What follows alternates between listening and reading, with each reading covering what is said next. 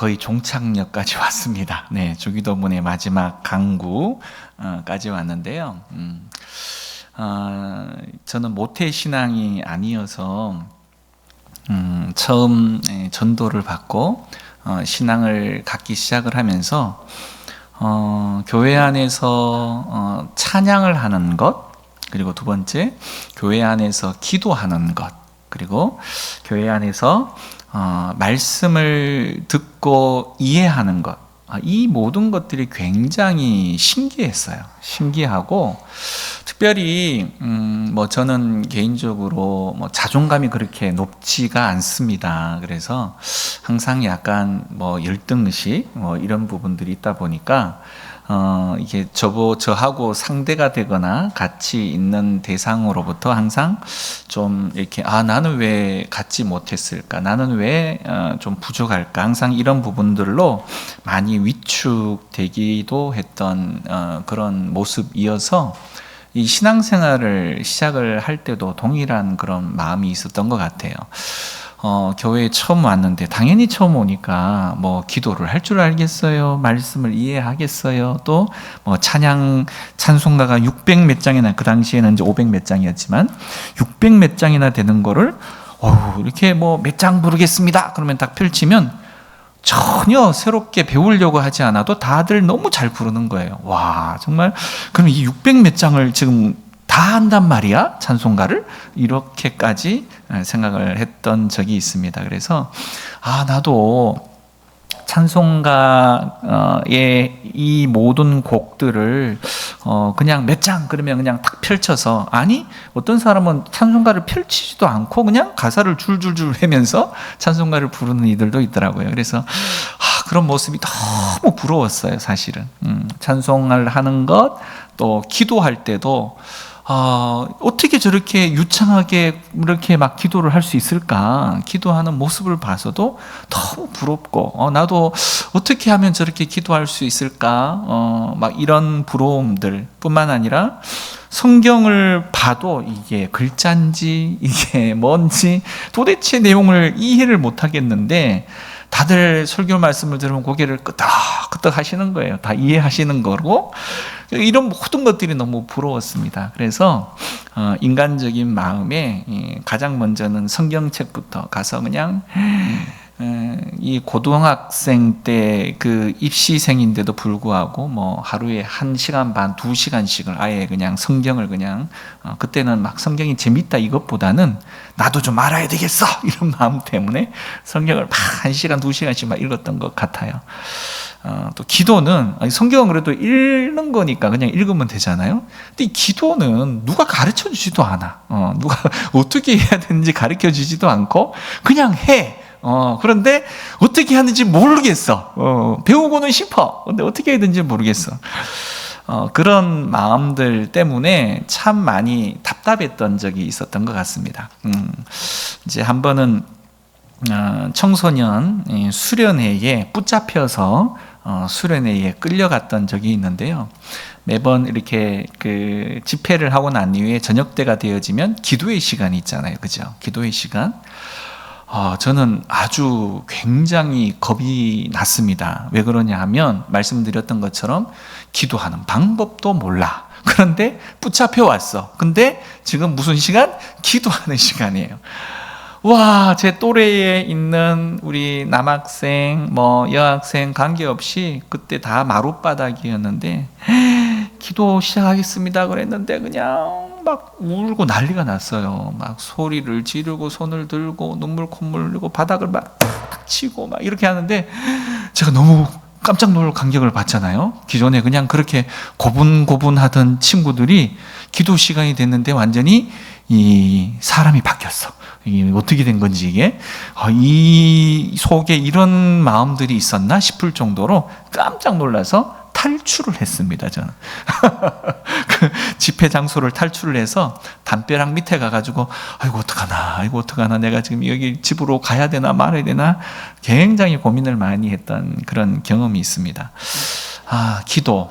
그러면서도 무섭기도 하고 한편으로는 배우고 싶기도 하고 또 한편으로는 도망가고 싶기도 하고 저들보다 더 잘 기도하고 싶었던 그런 마음들이 제 안에 있었던 것 같아요. 근데 여러분, 기도 배워보셨어요? 기도 어떻게 하는지에 대해서 주일학교 때 다 배우셨죠? 네. 순서, 다섯 손가락, 이렇게 여러 가지, 그나마, 그래도 주일학교 교육을 받은 분들은 첫째, 인사하여라. 두 번째, 하나님 이름을 불러라. 세 번째, 너 잘못한 거 하나님 앞에 용서를 구해라. 네 번째, 감사해라. 다섯 번째, 밥 달라고 그래라. 여섯 번째, 예수님의 이름으로 기도해라. 이렇게 해서 손가락으로 이렇게 순서를 정해서 기도하는 방법을 배우기도 했습니다. 자, 그런데 많은 경우 아직까지도 우리는 이 기도라고 말하는 어떻게 보면 장벽과도 같은 그 벽을 잘 넘지 못하고 쉽게 기도에 들어가지 못하고 입구에서 포기를 해버리거나 입구에서 돌아서는 일들이 많이 있는 것 같아요. 그래서 우리가 이 주님께서 가르쳐 주신 이 기도에 대한 지금까지 장황하고 아주 긴 스토리로 이야기 말씀을 드렸습니다마는 여러분 이제 유튜브를 통해서 요약되어져 있는 내용들을 이렇게 한 번씩 참고를 하시고 정말 여러분들이 예수님께서 우리에게 가르쳐 주신 기도에 굳이 꼭 절차를 다 밟을 필요는 없지만 이것을 위해서 기도해야 하는구나라는 것을 마음속에 담고 때로는 여러분들이 이것은 배워야 하는 것이기 때문에 기도 시작하면 눈 찔끔 감고 손 꽉 모으고 이런 어떤 자세도 중요할 수 있지만 필요할 때는 적어서 기도하는 것도 도움이 됩니다.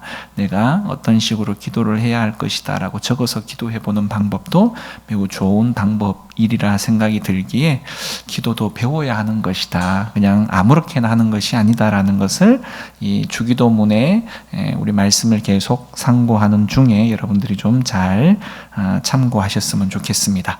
자, 드디어 우리 주기도문의 마지막 강구의 내용인데요. 그 강구의 내용은 바로 영적인 전투와 관련한 것입니다. 영적인 전투. 결국은 성도라고 말할 때 우리 믿음의 사람들은요, 온갖 각종 시험 그리고 유혹에 노출되어져 있기 때문에 절대적으로 우리는 하나님의 도우심이 필요합니다. 인도하심이 필요하고요. 보호가 필요한 상황이다라는 거죠. 자, 특별히 오늘 시험이라는 표현이 나오죠. 우리가 읽었던 말씀에 우리를 시험에 들게 하지 마시옵고, 보통 여러분 우리 선생님도 계십니다만 학교에서 치르는 시험은 무슨 목적으로 하는 걸까요? 실력을 평가하는 거죠. 공부 잘했나? 이 사람이 어느 정도 수준의 학업 수준에 도달했나? 이런 내용들을 위해서 평가 차원에서 시험을 하잖아요. 결국 우리 믿음 신앙 가운데에서도 결국 이 시험이라고 말하는 부분은 우리의 믿음의 실력이 어느 정도인지를 때로는 시험 받기 전에 우리는 잘 모르기 때문에 이 시험을 통해서 내가 이 정도 수준밖에 안 되었구나라는 것을 우리는 이 시험을 통해서 확인할 수 있는 좋은 방편이 되어집니다. 우리 스스로는 사실상 우리 자신을 잘 몰라요. 그죠? 내가 누구인지도 때로 잘 모르고, 내가 어떤 성품을 가지고 있는지도 모르고, 내가 믿음의 어떤 약점을 가지고 있는지도 잘 몰라요. 그러나 우리가 이런 믿음의 시험들을 통해서 내가 이 부분이 이렇게 약했구나, 이런 부분들에 있어서 조금 내가 더 성장이 필요하구나라는 것을 확인할 수 있는 부분이 있습니다. 결국 이 시험 받기 전에는 이 자기 힘으로 사는 줄 착각을 하는 사람들이 많이 있다는 거죠. 하지만 결국 이 시험 가운데에서 우리는 우리가 오늘 불렀던 찬양의 가사처럼 모든 것이 내 힘으로 살았던 것이 아니라 하나님의 은혜였구나라는 것을 또 깨닫게 되어집니다. 시험이 이렇듯 자기의 신앙의 수준에 대한 내용들을 파악할 수 있는 그런 좋은 의미에 대한 내용들도 있지만 특별한 의미로 사용되기도 합니다. 오늘 우리가 기도했던 시험에 들게 하지 마시옵고라고 말하는 이 시험은 특별한 의미에 있어서의 시험입니다. 그것은 뭐냐? 죄를 짓도록 정신과 마음을 유혹하고 이끄는 어떤 것이에요. 일명 우리는 그것을 유혹이라는 표현을 쓸 수 있는 거죠. 사실 뭐 세상에 있는 모든 것이 사실 우리를 유혹할 수 있는 시험거리로 다 사용되어질 수가 있습니다. 뭐 때로는 여러분의 가장 가까이에 있는 가족이 그럴 수 있고요. 또 여러분이 열심히 하고 있는 공부가 그럴 수 있고, 또 좋아하는 운동이 그럴 수도 있고요. 건강이, 또 친구가, 사업이, 취미나 또는 뭐 권력이나 명예나 이 모든 것들이 사실상 일반 은총 가운데 있지만 또 사단이 사용하는 유혹거리로 또 작용할 수 있다라는 겁니다. 자, 그러나 명심해야 할 부분은 오늘 이 두 번째 특별한 의미에 있어서의 이 시험, 다시 말해서 유혹과 관련한 내용에 있어서는 결코 하나님께서는 우리를 유혹하시지는 않는다는 겁니다. 시험하는 것 내용들로 우리를 유혹하지 않는다는 거죠. 우리는 육체를 가지고 세상에 존재하는 한 그러나 시험을 유혹을 받을 수밖에 없어요. 그렇죠? 네, 그래서 지상에 있는 교회를 일명 전투하는 교회라고 부르기도 합니다. 이 유혹과 싸워야 하는 그런 대상으로서의 교회라는 의미인데요. 결국 그리스도인들은 이 세상 가운데에서 눈에 보이지는 않지만 아주 치열한 영적인 전쟁터 가운데에 있는 것입니다. 하나님은 우리에게 시험을 전혀 받지 않게 해줬으면 좋겠는데 하나님은 그런 약속을 해주신 적이 없으세요. 하나님께서는. 그래서 우리가 시험 받지 않도록이 아니라 오늘 우리가 기도할 때 뭐라고 하죠? 시험에 들지 않도록 기도하라 라고 말씀하셨습니다. 다시 말해서 여러분, 뭐 우리가 길을 지나가다가 보면 머리 위로 새가 슝 지나갈 수 있어요. 오늘 지나가다가 생각지 않게 새가 내 어깨 위에 올라앉거나 머리 위에 올라앉는 경우들을 아주 드물기는 하지만 경험하는 경우들이 있습니다. 우리 뭐 새 박물관이나 새들이 모여 있는 조류 어떤 그런 곳에 가게 되어지면 먹이를 주면 막 새들이 와가지고 먹이 받아 먹으려고 어깨도 올라오고 머리도 올라오고 막 이러잖아요. 그죠? 결국은 내가 원하건 원치 않건 간에 이 새들이 머리 위로 올라올 수 있지만 이 부분에 오는 것은 내가 막을 수 없는 경우들이 있어요. 예상치 않게 와서 앉아버리니까. 그런데 그 새가 얼씨구나, 이게 좋네, 머리 위가 아주 그냥 머리가 폭신폭신하고 따뜻하고, 그래 여기서 둥지를 짓고 한번 살아볼까? 자, 이렇게 새가 둥지를 짓도록 어디 갔다가 나무 잎 들고 오고 가지 들고 와서 머리 위에 둥지를 막 이게 짓도록 뭐 하루 만에 짓겠어요? 어디? 2, 3일 동안 계속 말라서 머리 위가 둥지가 되도록 내버려 두는 것. 이거는 누구 책임이에요? 내 책임이에요. 내 책임. 다시 말해서 우리는 새가 우리 머리 위로 날아오지 못하게는 할 수 없지만 머리 위에 둥지를 틀고 아예 살도록 하지 않을 수는 있다는 거예요. 쫓아버릴 수 있다는 거죠. 다시 말해서 그리스도인들은 이런 유혹이나 시험 가운데에 노출이 되어져 있기 때문에 빠질 수 있어요. 그렇지만 거기에서 그냥 같이 아이고 부어라 마셔라 같이 놀자 이러면 안 된다는 거죠. 그 덫에서 우리는 빠져나와야 합니다. 쫓아내야 한다는 거죠. 결국 우리는 시험 가운데에 들어갈 수 있지만 우리는 죄를 짓지 않을 수 있다는 겁니다. 게다가 하나님께서는요, 그리스도인들이 이런 시험 가운데에 빠졌을 때 구출해 주시겠다 이런 약속도 해주셨어요. 한번 성경을 찾아볼까요? 이번에는 신약 성경인데요, 고린도전서 10장입니다. 고린도전서 10장 13절을 한번 찾아보시면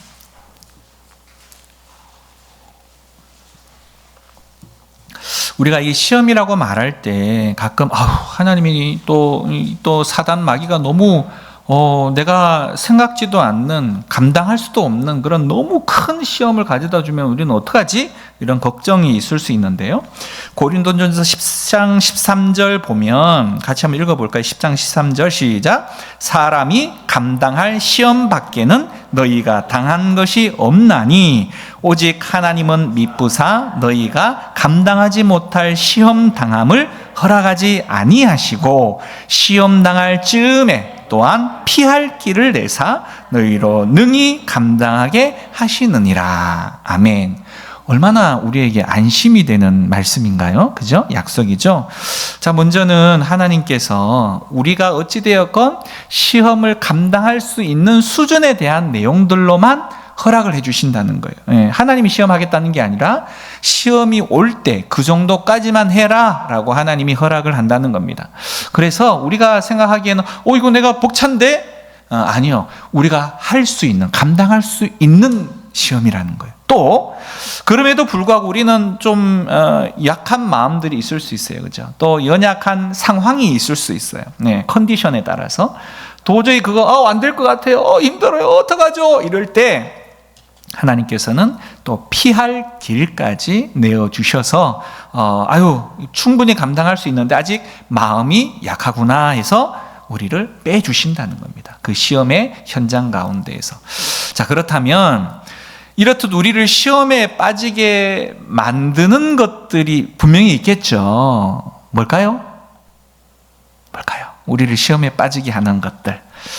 자, 우리는 제일 먼저 바로 그냥 마귀사탄 이렇게 이쪽으로 가고 싶은 마음들이 있을 겁니다. 자, 그러나 사실 우리가 많은 유혹에 넘어지고 빠지는 일들 가운데에 그 원인자가 바로 나인 경우가 많아요.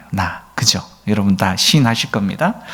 왜 그러냐? 사실 우리의 마음 자체가 벌써 죄의 본성으로 인해서 부패해버렸기 때문인 거죠. 그래서 그 속에 정말 수도 없는 악이 가득하게 이미 우리 가운데에 쌓여져 있는 것입니다. 그래서 이것을 하나씩 굳이 나열해 보면 질투가 그렇죠. 다른 사람을 비방하고자 하는 마음이 그렇죠. 또 교만이, 열등감은 결국 또 반대된 표현으로 쓰면 교만의 또한 내용일 수 있죠.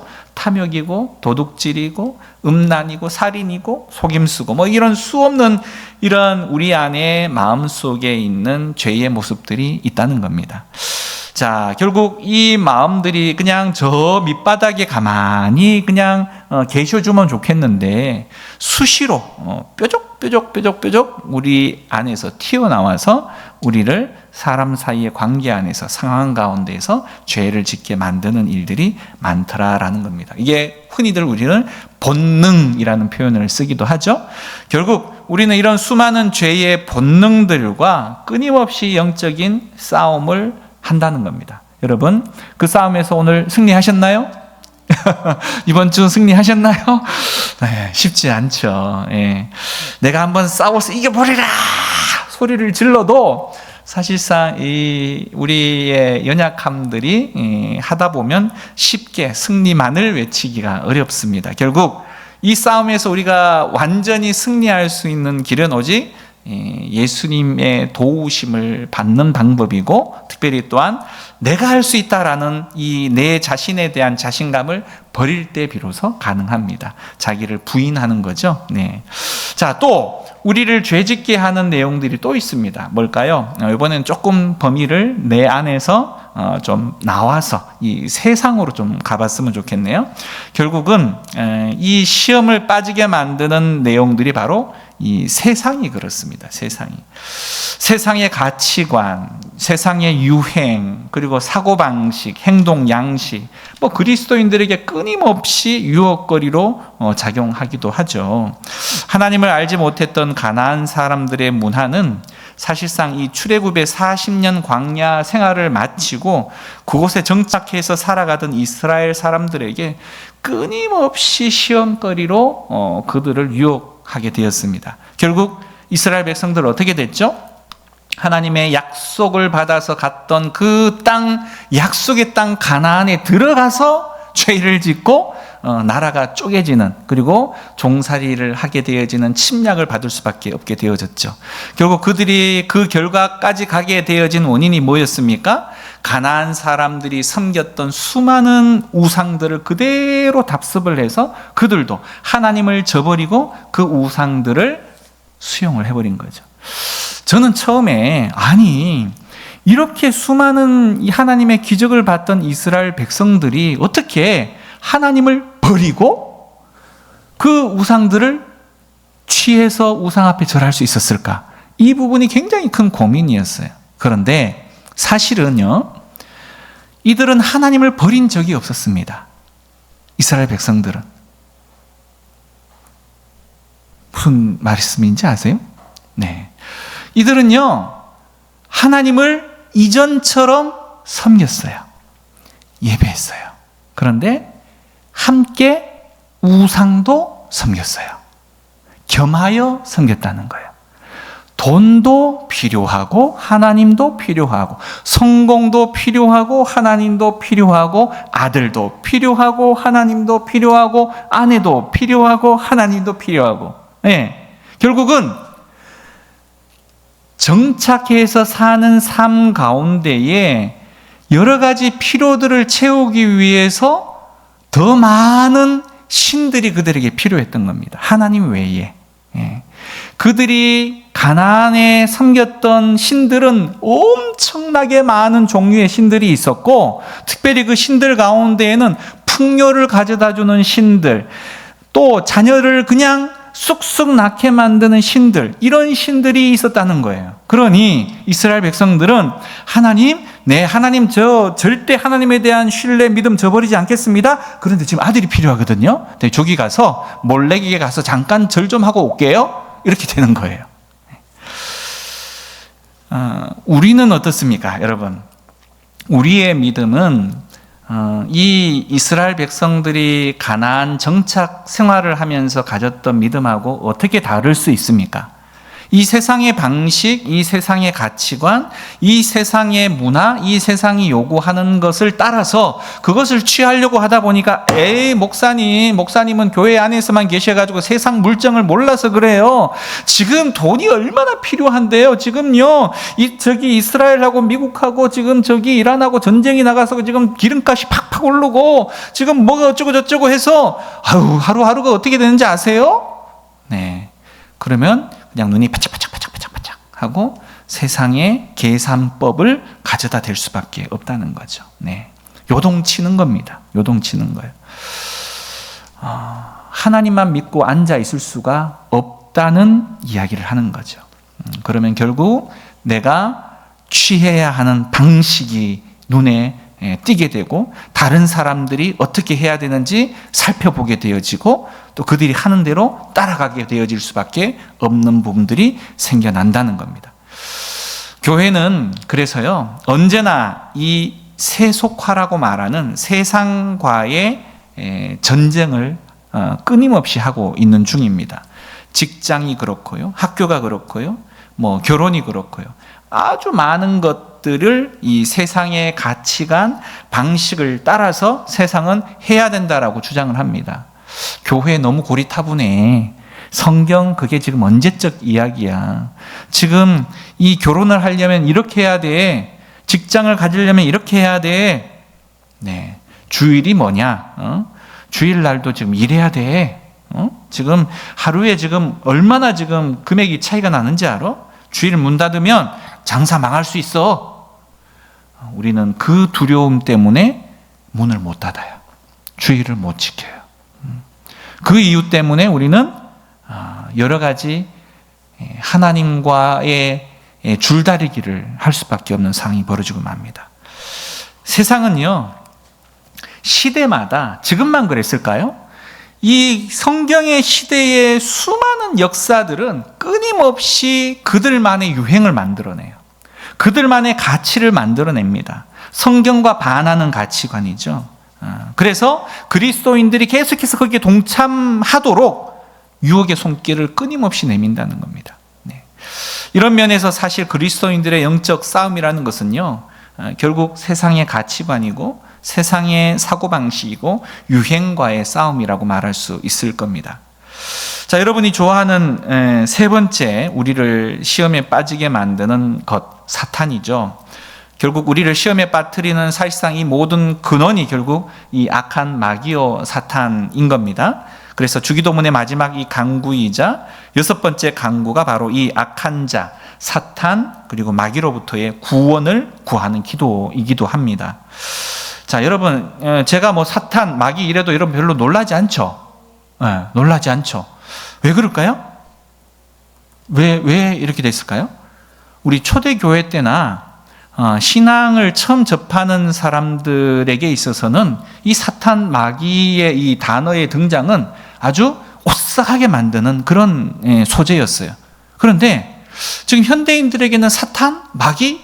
그러면 별로 뭐 어쩌라고 이렇게 대답할 상황이 되어지고 말았습니다. 왜 그럴까요? 사탄의 전략이 너무 교묘하게 성공하고 있기 때문입니다. 왜 그러냐? 사탄은 이제 더 이상 무시무시한 적으로 우리에게 다가오지 않아요. 여러분, 피규어 보면 삼지창을 딱 들고 새까만 이 도깨비 모자를 딱 쓰고 나와가지고 나는 사탄 이렇게 피규어로 나오는 게 있어요. 그러다 보니까 이 하나님을 아는 사람이건 모르는 사람이건 아우 예쁘네 귀엽네 그리고 가방에도 달고 다니고 이런 장식품으로 아주 유용한 작품 소재 그리고 아주 장식품으로 사용되기도 합니다. 결국 이 사단의 전략은 뭐냐? 더 이상 사탄이나 마귀가 무시무시한 존재가 아니라 그렇기 때문에 무시무시한 존재가 아니기 때문에 너희가 경계하고 사탄과 마귀에 대한 이 모든 두려움에 대해서 무장해제를 다 시켜버린 거예요. 무장해제. 뭐 그렇게 두려워해? 두려워할 필요 없어. 친구야, 친구. 마귀가 친구가 돼버렸어요. 이제는 아주 깜찍한 마귀, 그죠? 아주 귀여운 마귀, 아주 신기하게 됐습니다. 자, 그런데요, 여러분. 마귀는 우리가 생각하는 만큼의 이 만화 캐릭터 수준처럼 그렇게 깜찍하거나 귀여운 대상이 결코 아니라는 사실입니다. 우리 인생을 아주 참혹한 저주와 고통 속으로 몰아넣고요. 영원히 그곳에서 벗어날 수 없게끔 아주 지옥의 뜨거운 용광로에 우리를 그냥 끊임없이 밀어붙이고 있는 존재가 바로 마귀입니다.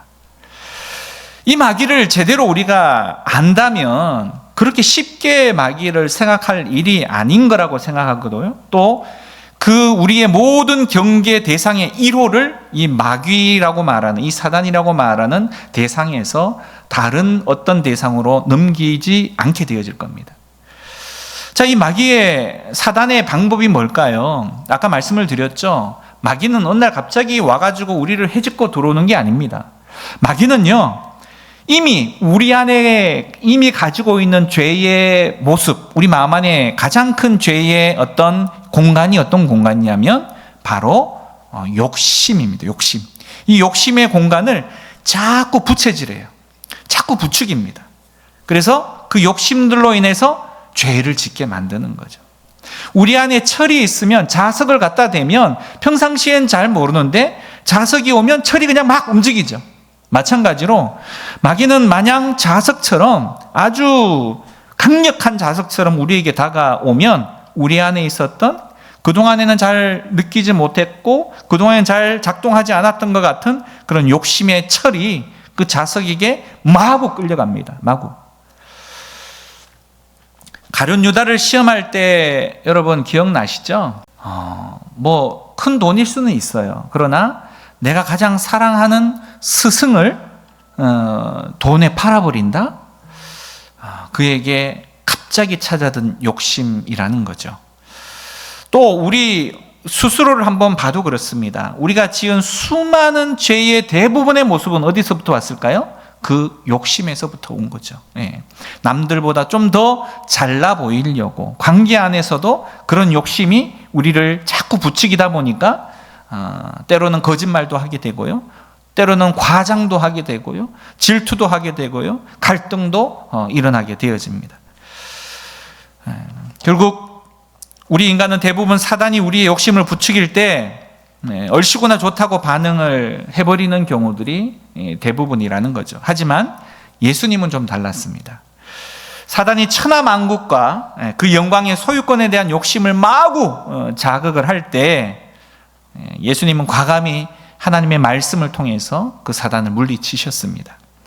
결국 사단은 사람이든 사물이든 또 세상의 온갖 종류의 이런 도구를 무기로 삼아서 매 순간 우리를 시험하고 있다라는 겁니다. 그 공격의 대상은 우리 안에 욕심. 따라서 우리는 이 시험에 들지 않고 악한 사단으로부터 구원받기 위해서 성경이 말하는 삼지창 들고 있는 귀여운 피규어 사단이 아니라 성경이 말하는 진짜 사단에 대해서 좀 알아야 돼요. 그러면 이 사탄은 누구일까요? 사탄은요, 단순히 어떤 힘, 파워, 아니면 어떤 이 에너지? 아니에요. 사단은 지성, 감성, 의지를 가진 존재입니다. 다시 말해서 생각하고 느끼고 행동하는 존재라는 거예요. 사탄은 본래 하나님의 천사로 창조가 되었던 존재입니다. 하지만 그가 죄를 짓고 변질되어져서 타락을 하고 만 천사이라는 거죠. 사탄은 비록 인간보다는 강합니다. 천사의 어떤 모습을 하고 있기 때문에 근본적으로 그런 부분에 있어서의 강함은 있지만 하나님의 허락이 없이는 자신 마음대로 할 수가 없습니다. 좋은 예가 어디일까요? 욥기를 보시면 하나님께서 이 사단이 욥을 시험할 때 하나님을 꼬박꼬박 찾아옵니다.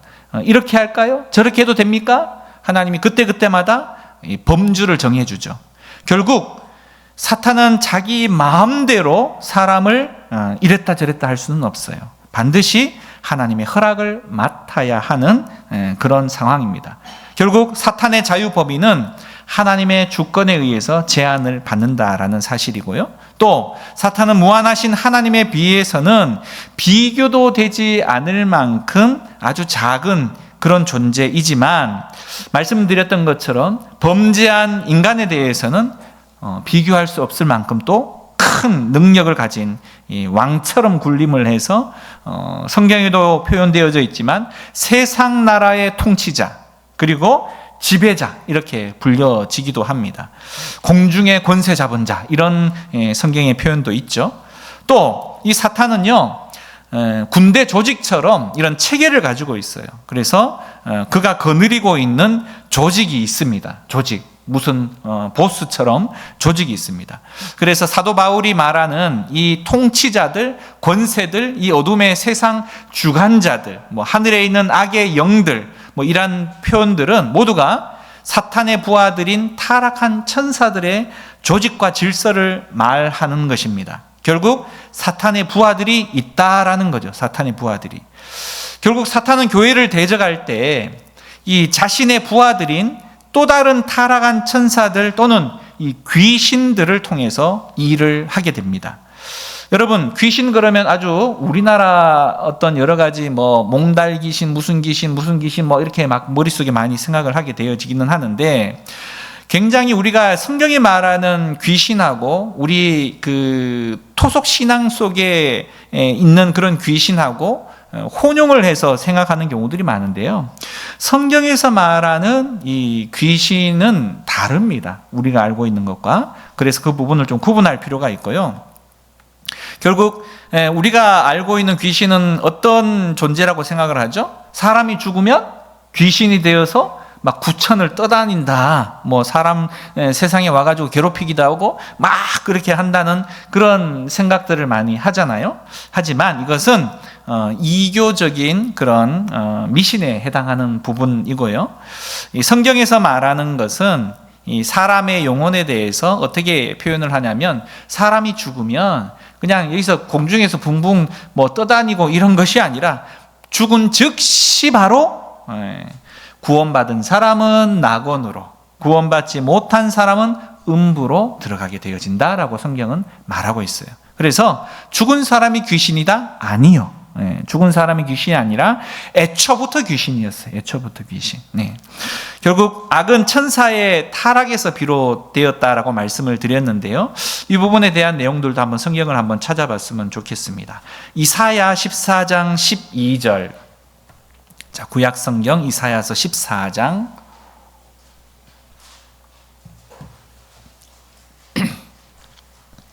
12절, 13절, 14절, 15절.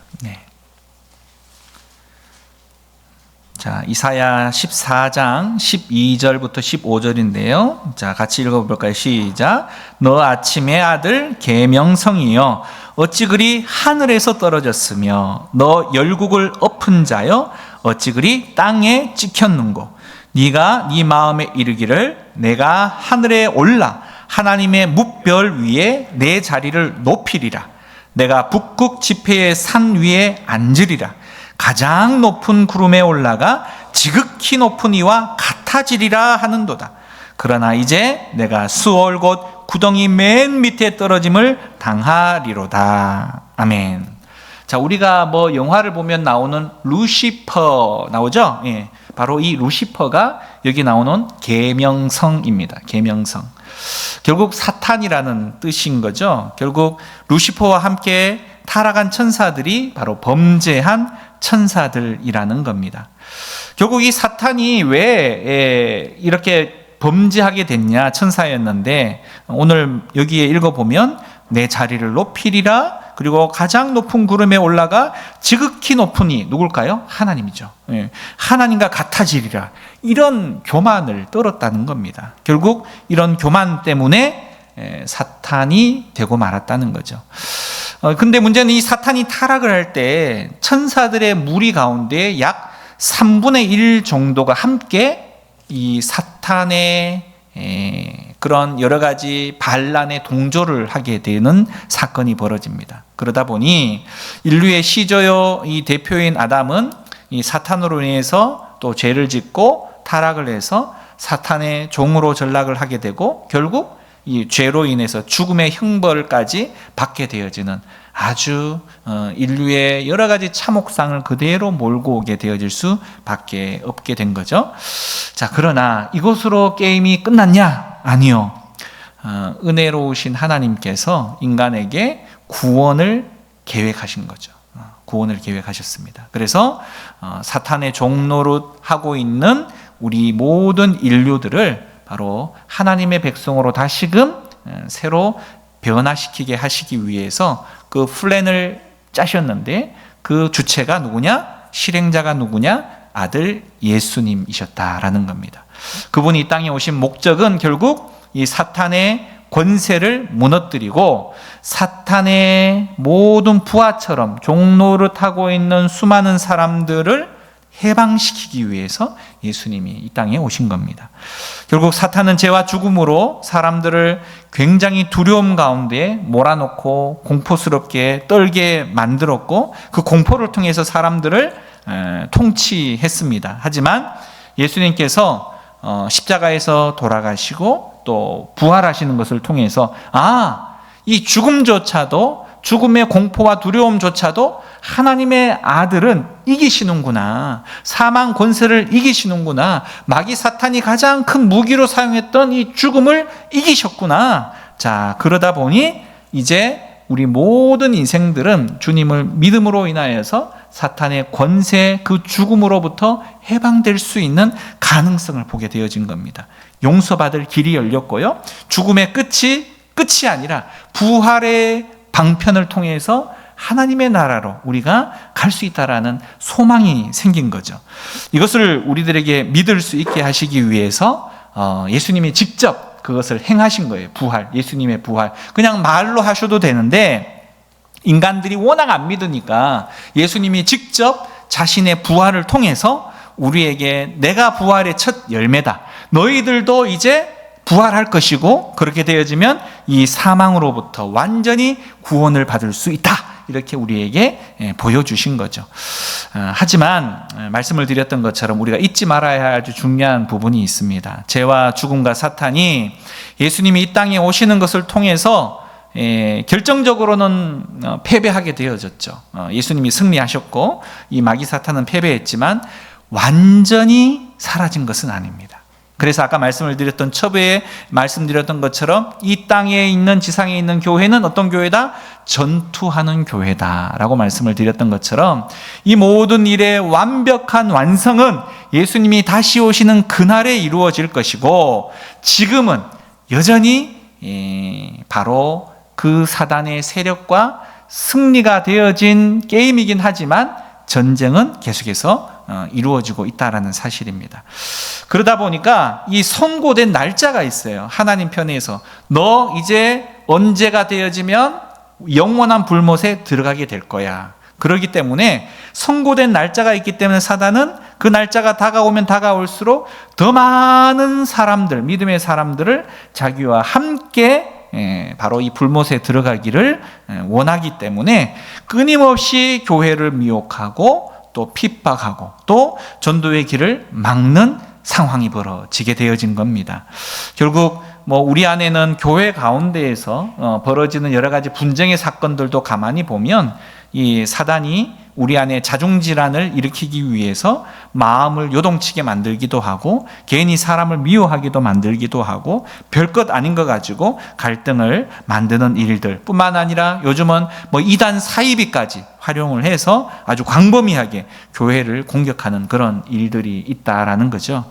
결국 오늘 이 내용들을 살펴보면서 우리는 그렇다면 이런 시험에 빠지지 않고 사탄으로부터 구출받을 수 있는 그런 방법이 무엇이 있을까? 우리는 오늘 주님께서도 우리에게 가르쳐 주셨지만 우리가 이 사탄을 너무 쉽게 볼 것이 아니구나라는 경각심이 먼저 있어야 돼요. 경각심이. 그리고 우리는 현재 그냥 편안하다. 아무 문제 없다. 나 예수 믿으면 끝. 아니요.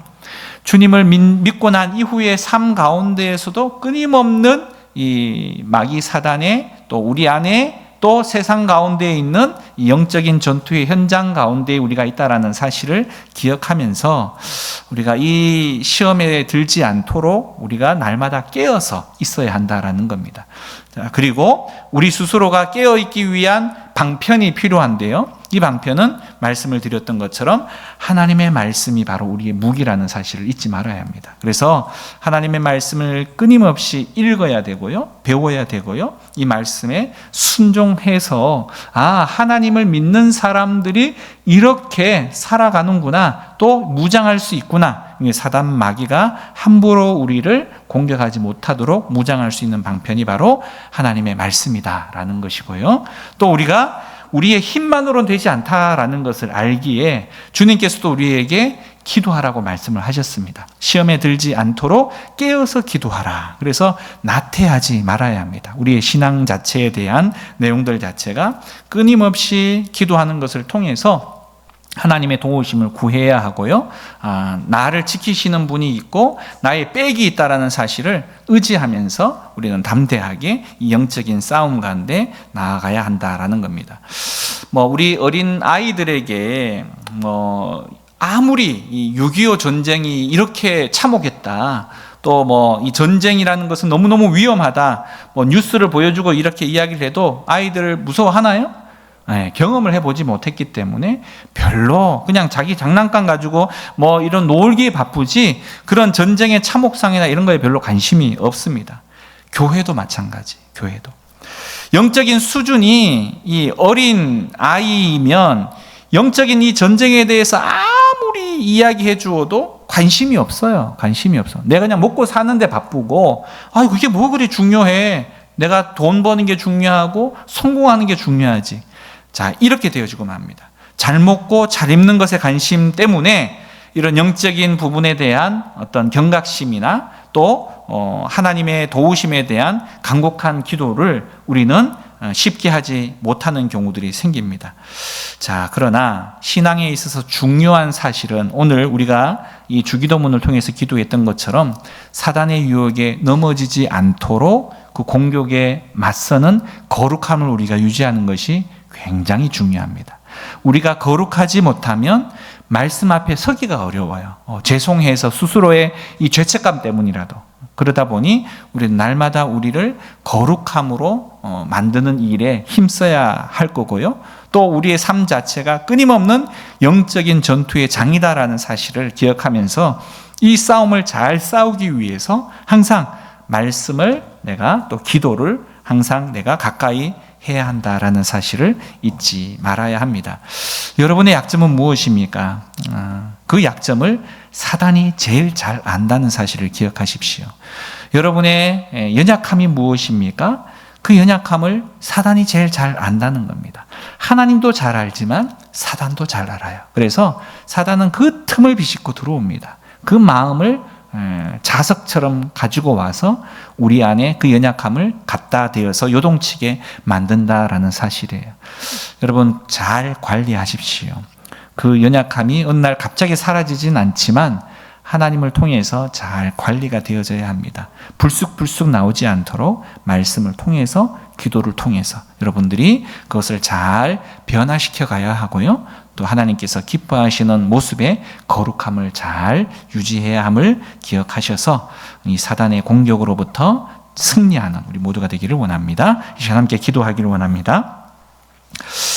들은 말씀을 기억하시면서 나는 나 자신과 세상, 사단의 유혹이 얼마나 자주 넘어지고 있는지, 또 나의 영적인 상태가 어느 정도인지 한번 좀 살펴보기를 원합니다. 그리고 그 수준이 마냥 날마다 똑같은 수준이 아니라 좀 성장할 수 있기를 위해서 한번 기도하기를 원합니다. 우리가 매일 또한 거룩함을 위해서 싸우는 이 영적 전투에서 나는 싸우는 거 싫어요, 마냥 도망만 다니는 그런 모습으로서가 아니라 이제는 좀 주님의 힘과 능력을 의지해서 마땅히 싸워야 할 싸움은 싸워서 승리할 수 있도록 성령 하나님 도와주십시오.